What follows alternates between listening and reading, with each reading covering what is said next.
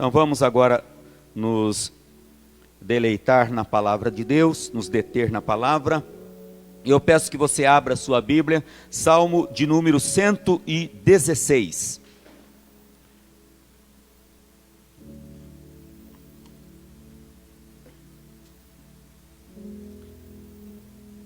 Então, boa noite a todos os amados que estão nas suas casas, aqueles que estão acompanhando esta reflexão. Os irmãos continuem orando por aqueles que estão enfermos, orem pela Fabiana Castilho, que não está muito bem, está pedindo as orações da igreja. Também da família Filete, há uma senhora com câncer, Rodrigo está sempre aqui com a gente, pedindo pela mamãe que está com câncer no pulmão. Então, abra a sua Bíblia, Salmo 116, um salmo de ações de graças. Amo o Senhor, porque Ele ouve a minha voz e as minhas súplicas, porque inclinou para mim os ouvidos, invocá-lo-ei enquanto viver. Laços de morte me cercaram, angústias do inferno se apoderaram de mim, caí em tribulação e tristeza. Então invoquei o nome do Senhor, ó Senhor, livra minha alma. Compassivo e justo é o Senhor, o nosso Deus é misericordioso, o Senhor vela pelos simples. Achava-me prostrado e Ele me salvou. Volta minha alma ao teu sossego, pois o Senhor tem sido generoso para comigo. Pois livraste da morte a minha alma, das lágrimas os meus olhos, da queda os meus pés. Andarei na presença do Senhor, na terra dos viventes. Eu cria, ainda que disse, estive sobremodo aflito. Eu disse na minha perturbação, todo homem é mentiroso. Que darei ao Senhor por todos os seus benefícios para comigo? Tomarei o cálice da salvação e invocarei o nome do Senhor. Cumprirei os meus votos ao Senhor, na presença de todo o seu povo. Preciosa é aos olhos do Senhor a morte dos seus santos. Senhor, deveras sou teu servo, filho de tua serva, quebraste as minhas cadeias. Oferecer-te-ei sacrifícios de ações de graças e invocarei o nome do Senhor.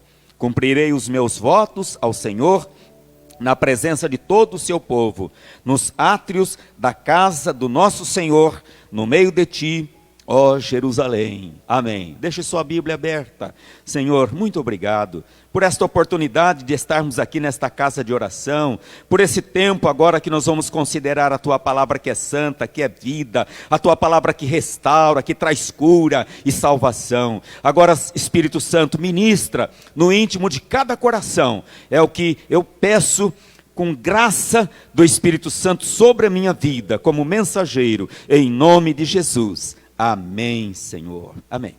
Nós vamos falar sobre resoluções de um cristão. Já que o nosso salmista, ele toma algumas posições. Ele toma aqui algumas resoluções. Então, o autor deste salmo, uma pessoa piedosa, uma pessoa que não se envergonha de declarar o seu amor a Deus. E ele começa dizendo, amo o Senhor. Quantas pessoas têm muitas vezes vergonha de dizer que amam a Deus? Será que você tem um certo receio? Fica intimidado de dizer, Senhor, eu te amo, Senhor. E nós devemos dizer isso. Nós devemos confessar a Deus que nós o amamos. Como a Bíblia nos diz, amar a Deus sobre todas as coisas e amar o próximo, o semelhante, como a nós mesmos. E ele diz, amo o Senhor. Por quê? Porque Ele ouve a minha voz e as minhas súplicas. Porque inclinou para mim os seus ouvidos. E invocá-lo-ei enquanto viver. Isto fala de intimidade com Deus. Isto fala de experiência com o Senhor. Em outras palavras, ele está dizendo, Deus é realidade. Deus está vivo. Eu falo com Ele. E Ele me escuta, e Ele me ouve, e Ele diz, Ele inclina os ouvidos para mim. Que experiência maravilhosa de intimidade com Deus, de alguém que anda com Deus. Então é disto que nós precisamos. no meio do povo de Deus, da igreja, pessoas que tenham intimidade com Deus, que falem com Deus, pessoas que possam dar testemunho. Eu orei e Ele respondeu, eu pedi e Ele realizou, eu estava seco e Ele me vivificou. Pessoas que tenham experiência no dia a dia com Deus. É disso que nós precisamos, neste tempo que nós estamos vivendo, de frieza espiritual, de racionalismo, de incredulidade, de perplexidade, tempo de dificuldade, de pandemia, de restrições, de mudanças, de costumes e rotinas. Nós precisamos disso. Crentes que tenham experiência com Deus. Amém? Você tem tido experiências com o Senhor? Deus está levantando em toda a terra um exército de homens, mulheres, destemidos, guerreiros, que não se deixam vergar facilmente, pessoas que não se intimidam das más notícias que estão graçando por aí. Você quer um pouquinho de notícia ruim? É só ligar a sua TV. Meia horinha todo dia ali. Você vai ficar meio arrasado, vai começar a ter depressão. E nós temos aí um exército grande de guerreiros de Deus, homens, mulheres, pastores, missionários, que estão aí na obra de Deus. Mas nós temos também muitas pessoas estragadas, pessoas falidas, perdidas, desiludidas, profundamente amarguradas com tudo, amarguradas com família, amarguradas com o governo, amarguradas com o sistema. Pessoas que não acreditam mais em nada. Pessoas que precisam da restauração de Deus nas suas vidas. E a igreja pode fazer muito para atingir o coração dessas pessoas. Só quem passa pelo vale da sombra da morte pode valorizar um novo dia, um dia ensolarado, um dia onde a luz de Deus pode chegar no profundo do coração e das nossas necessidades. Graças a Deus, porque neste vale, feliz é aquele que pode dizer, como dizia Davi no Salmo 23, o Senhor é o quê? O meu pastor, e nada me faltará, aleluia. Mas precisamos ser pastoreados, precisamos de um pastor. O Senhor Jesus é o nosso supremo pastor, é o supremo pastor da igreja, e a igreja está sendo cuidada, pastoreada por Ele. E quando Ele não quiser que a igreja permaneça mais aqui no palco deste mundo, Ele vai levar a sua igreja, Ele vai arrebatar a sua igreja. Mas antes disto, ninguém detém a igreja do Senhor Jesus Cristo. Não há decreto algum que possa fazer a igreja parar de adorar a Deus. Amém? Podem fechar os templos, o que adianta? Eu continuo adorador, você continua adorador, você continua na sua casa adorando o Senhor, aleluia. Como Daniel, quando houve o decreto do rei, dizendo, ninguém pode orar a outro Deus, o que fazia Daniel? Ainda abria as janelas do quarto e orava em direção à cidade de Jerusalém, aleluia. A experiência da qual o salmista está falando aqui no Salmo 116 é forte. E ele relata aqui um vale de depressão, um fundo de poço. Então observem bem a narrativa. Ele começa dizendo, laços de morte me cercaram, verso 3. Então figura de alguém que está sendo caçado, como um animal quando é caçado com laço. Joga o laço para caçar, ou coloca ali a armadilha para caçar aquele animal, para que aquele animal seja morto. Então talvez o salmista estivesse passando por um momento de perseguição, momento de ódio de alguém, de um grupo qualquer, pessoas querendo caçá-lo. E o que dizer dos laços de morte quando a doença instala? Quando o médico chega, dá o diagnóstico e diz, não tem jeito, não há mais o que fazer. Laços de morte cercaram aquele homem. E quantas vezes os laços de morte estão ao nosso derredor. Então, nestes momentos, só resta uma esperança. A quem recorrer? Ao autor da vida. Deus é o autor da vida, aquele que venceu a morte, o Senhor Jesus Cristo. Aleluia. Depois ele diz ainda: angústias do inferno se apoderaram de mim. Angústias infernais, aperto no peito, opressão, aflição, desgosto, tribulação, agonia, angústias do inferno. Jesus falou que neste mundo nós teremos aflições, mas o salmista aqui está falando de uma angústia infernal, algo inenarrável, diabólico, enviado das profundezas do inferno. Então essa coisa terrível havia se apoderado aqui do salmista, esse homem de Deus. Nós não sabemos quem é o autor deste salmo, qual o drama que ele estava vivendo. O que sabemos é que sua mente estava complicada, né? Sua mente estava aturdida, ele estava oprimido, e ele descreve então ali a sua experiência. Angústias infernais se apoderaram de mim. Depois ele diz: caí em tribulação e tristeza. Alguém já disse que o caminho mais curto entre o nada e o sucesso são as muitas tribulações. Muitas tribulações, como ele estava passando aqui. Agora, ninguém entra de boa vontade nas tribulações. Ele diz aqui: caí em tribulação. Então você pode também ter caído em tribulação, mas a luz de Deus tem o poder de chegar até o fundo de poço aonde você está.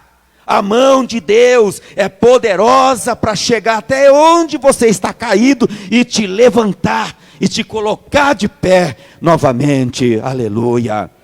Promessas da palavra de Deus para cada um dos seus filhinhos. Diz que ele pega aquele que está se sentindo como caco no monturo e ele levanta para colocar numa posição de destaque. Aleluia. Esse é o nosso Deus.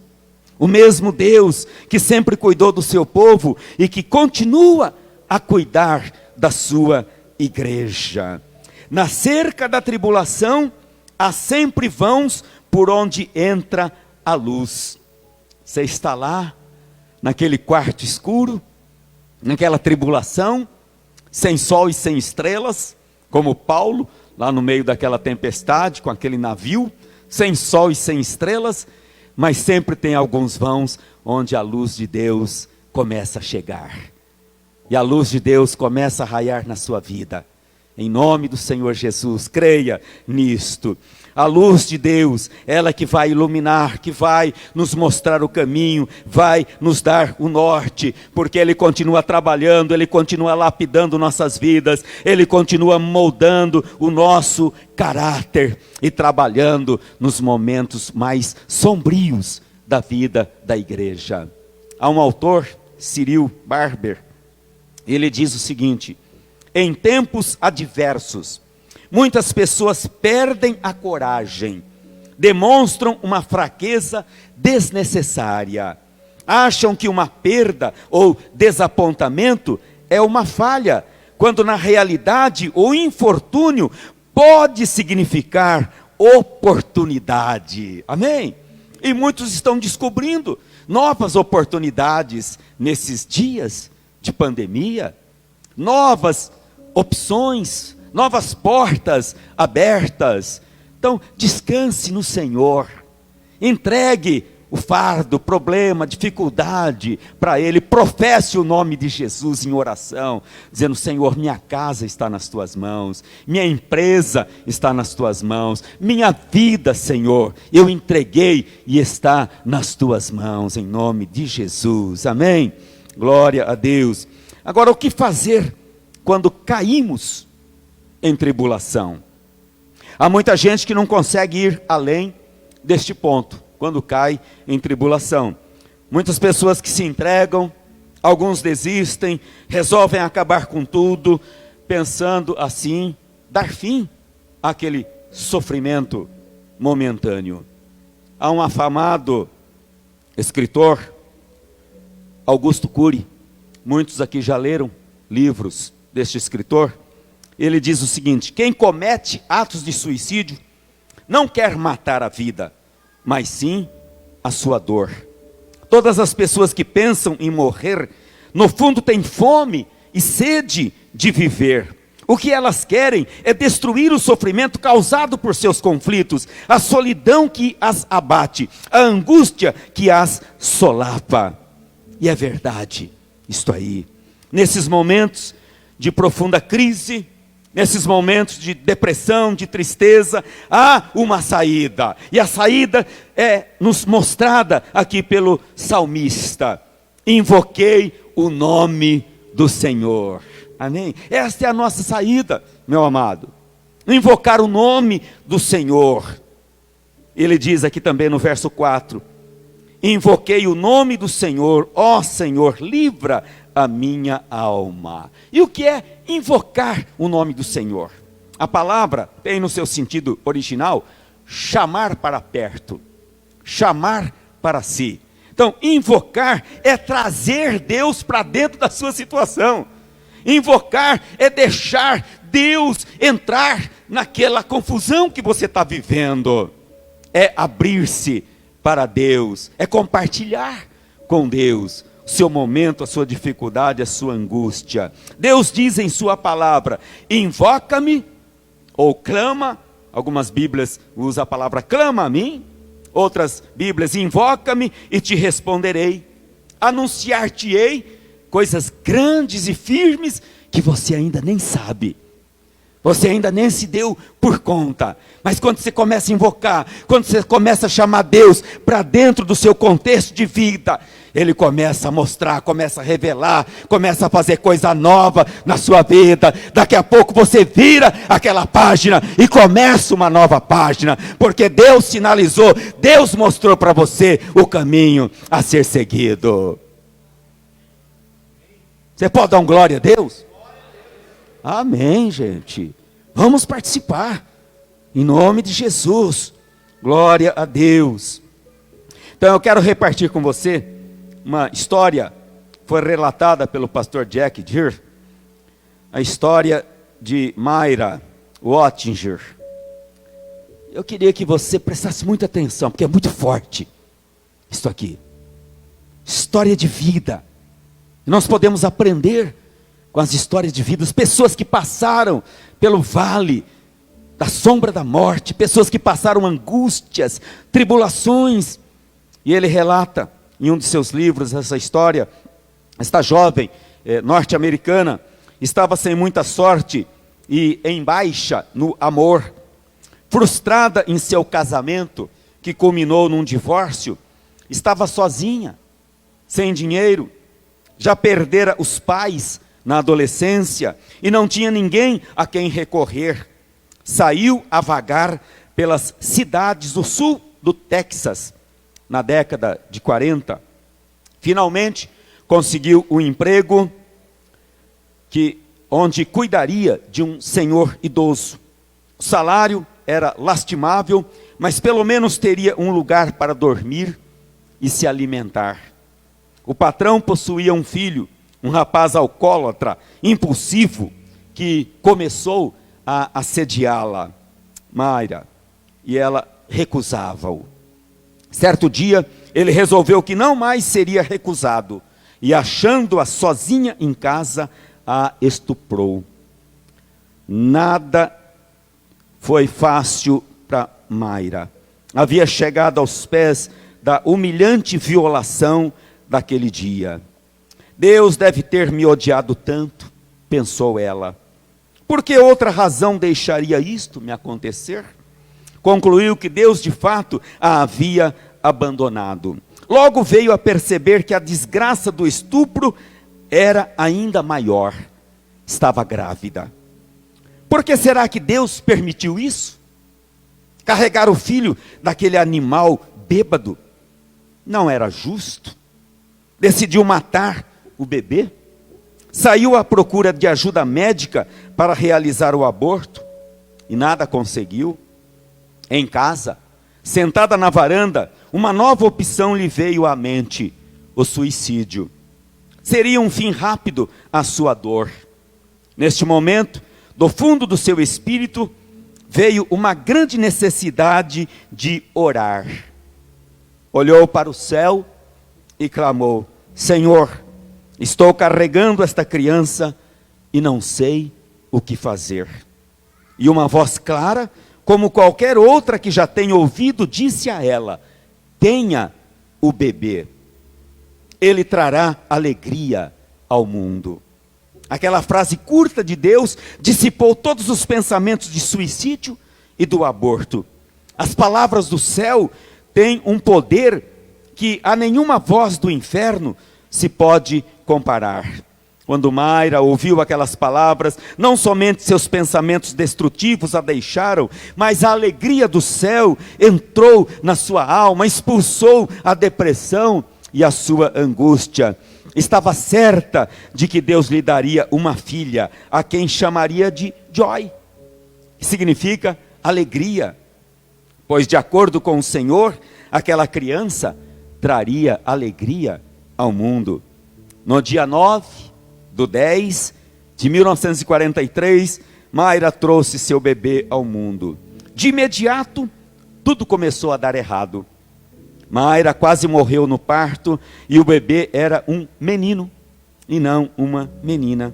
Os primeiros anos não foram fáceis para Mayra, nem para seu filhinho, chegando o garoto a morar em casas de adoção.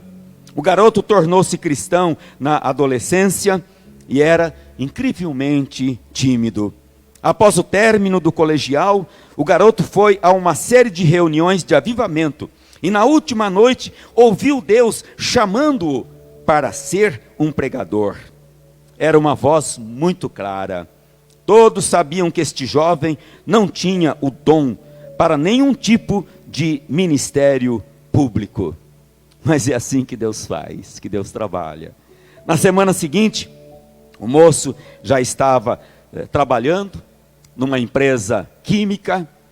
E lá todos os funcionários, naquele momento de descanso, no pátio, e aquele moço então recebe ali uma voz interior, algo do Espírito Santo de Deus, dizendo que falasse de Cristo àqueles homens. E ele foi tomado então de compaixão por aqueles trabalhadores e de uma ira contra o pecado. E ele sobe em cima da carroceria de um caminhão e ele prega o seu primeiro sermão para cerca de 200 trabalhadores, conduzindo muitos deles a Cristo. E ali ficou patente que aquele jovem havia sido sim chamado por Deus para ser um evangelista.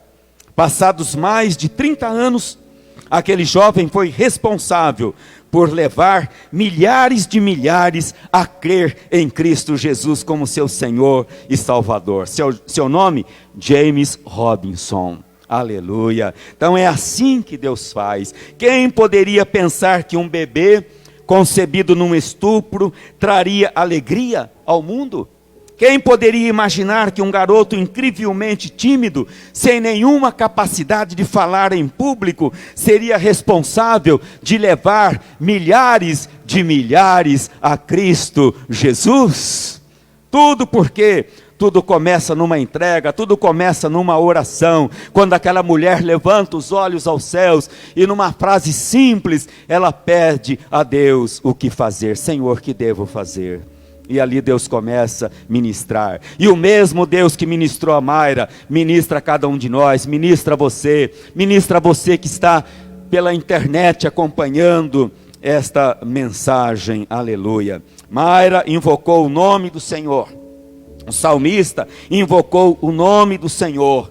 Será que você tem invocado o nome do Senhor? Chamado Deus para perto? Chamado Deus para o contexto de vida que você está vivendo? Ou quando você está enrolado naquelas situações difíceis, você esquece, deixa Deus de lado? Não faça isso. Chame Deus para aquele momento difícil. da sua vida. Aleluia. Veja o que ele diz aí no verso 6 a 8. Achava-me prostrado e ele me salvou. Volta minha alma ao teu sossego, pois o Senhor me tem sido generoso. É assim que Deus é, né? Deus é generoso. Esta tem sido a experiência de milhares de crentes pelo mundo afora, em Cristo Jesus. Pessoas que têm invocado a Deus, que têm orado, que têm dependido de Deus. Pessoas que deixam Deus entrar no contexto difícil de suas vidas. Ele, em 3 versículos aqui, o verso 2, o 13 e o 17, ele diz: invocarei o Senhor enquanto eu viver. Porque aquele que começa a ter experiências com Deus, de invocar o Senhor e ver Deus agir e trabalhar, essas pessoas crescem na fé. Essas pessoas querem isso para toda a vida. E é o que ele diz aqui: invocarei ao Senhor enquanto eu viver. Então que seja esta a sua e a minha experiência, a nossa resolução de invocar o Senhor durante toda a nossa vida. No verso 9 ele diz: andarei na presença do Senhor. Andar na presença do Senhor, de Jeová, de Jesus. Então andar aqui se traduz em viver, ter comunhão com esse Deus diariamente. Amizade e oração andam juntas. Vou repetir: amizade com Deus e oração andam juntas. Como uma pessoa pode se tornar amiga de Deus e não contar tudo para esse Deus? E como que nós contamos as coisas para Deus? Através da oração.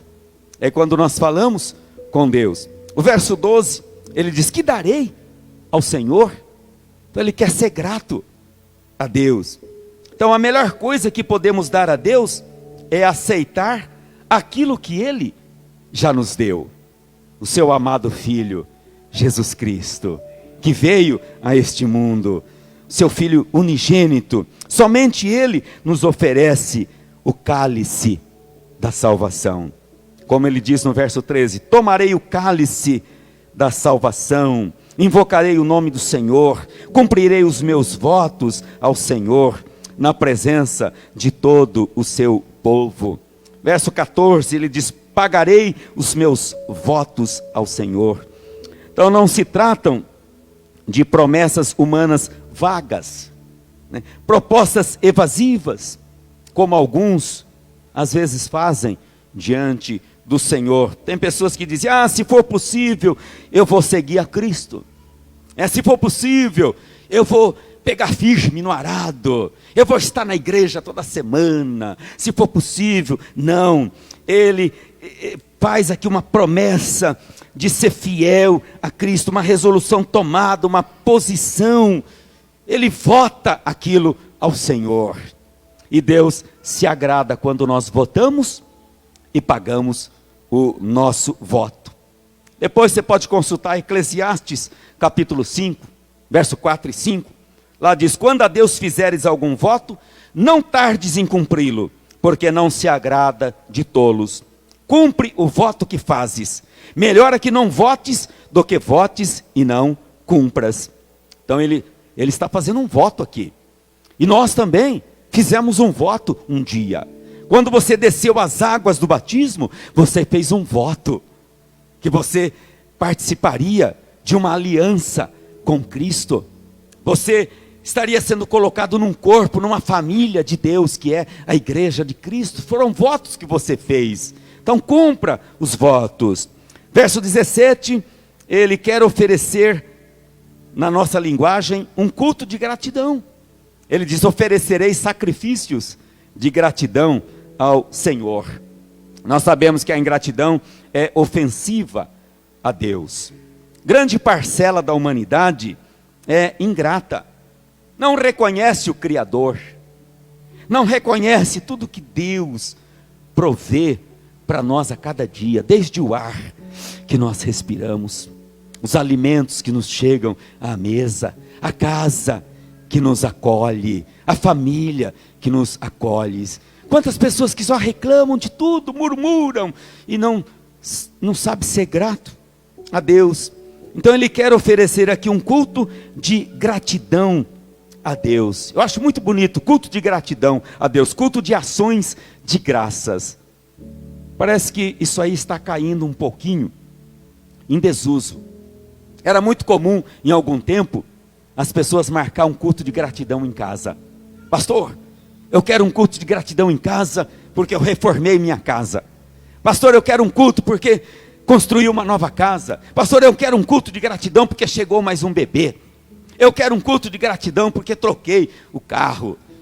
Isso é maravilhoso diante de Deus. É oferecer sacrifício de gratidão a Deus. Aleluia. E nós devemos ser gratos a Deus por todas as coisas. Hebreus 13:15, por meio de Jesus, pois, ofereçamos a Deus sempre sacrifícios de louvor, que é frutos de lábios que confessam o teu nome. Hebreus 13:15, sacrifícios de louvor. Tenha sempre na sua vida, nos seus lábios, sacrifícios de louvor. E para concluirmos, meus queridos, hoje você pode tomar algumas resoluções. Vão fazer diferença na sua vida como cristão. Então não seja uma pessoa arrogante, durona, solitária. Aprenda a amar a Deus como o salmista aqui, a invocar a Deus com frases como esta: amo o Senhor. Deus vai ficar muito feliz quando você compartilhar com Ele que você o ama. O homem pode fazer isto como o salmista aqui, a mulher também. Amo o Senhor. Então ame a Deus acima de todas as coisas. Não ande longe de Deus. Não fique muito distante. Não entre por caminhos escorregadios. Ande na presença do Senhor Jesus.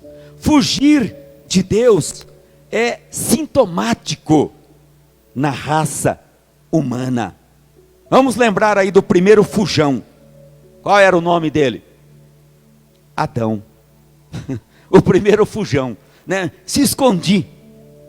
Ele diz lá, confessando o fujão. Então não fuja de Deus, não. Pelo contrário, vá ao encontro dele. Eu errei, não tem importância. Eu fui tão longe como o filho pródigo, não tem importância. Volte, porque o Pai vai estar de braços abertos para receber você e fazer uma festa, porque você voltou para a presença do Pai Celestial. Aleluia. Não se esqueça da memorável noite da Páscoa, quando Jesus tomou o cálice e disse: este cálice é a nova aliança no meu sangue. Aleluia. Tome você também o cálice da salvação, como o salmista diz aqui, declarou aqui. Então este cálice vai renovar sua vida, sua aliança com Deus, sua fé, vai purificar você de todas as contaminações deste mundo. Não viva sem propósitos, sem resoluções na vida comum e na vida espiritual. Faça propósitos e cumpra os seus propósitos. Faça votos a Jesus e cumpra os seus votos ao Senhor Jesus. Não seja um ingrato. Cultue a Deus com alegria, com boa vontade. Não está tendo culto presencial, não tem importância. Você é um adorador e ninguém pode impedir você de cultuar a Deus na sua casa. Amém? Então cultue a Deus na sua casa. Deus vai honrar você. Então neste tempo que nós estamos vivendo, tempo de incertezas, Deus continua cuidando da sua igreja, continua cuidando de você também. Então agarre-se às promessas de Deus. Olha uma das promessas de Deus aqui, Salmo 112, eu já vou encerrar. Salmo 112, verso 4 e verso 7, diz assim: ao justo nasce luz nas trevas. Olha aí, ao justo nasce luz nas trevas, ele é benigno, misericordioso e justo. Agora o verso 7, não se atemoriza de más notícias, o seu coração é firme, confiante no Senhor. Amém? Não se atemoriza de más notícias. Você está lá grudado nos jornais da TV, só más notícias. Mas não fique atemorizado, porque muitos deles querem que realmente a nação toda fique atemorizada, fique aflita, e a nação toda começa a dizer, está vendo? E eles querem que vá de mal a pior. Mas há um povo de Deus orando, e um povo de Deus pronto para abençoar esta nação e clamar: Deus, sara a nossa terra, Senhor, sara a nossa nação. Então a mídia televisiva está recheada de negativismo, más notícias. Há uma legião de profetas do caos trabalhando para derribar a ordem vigente.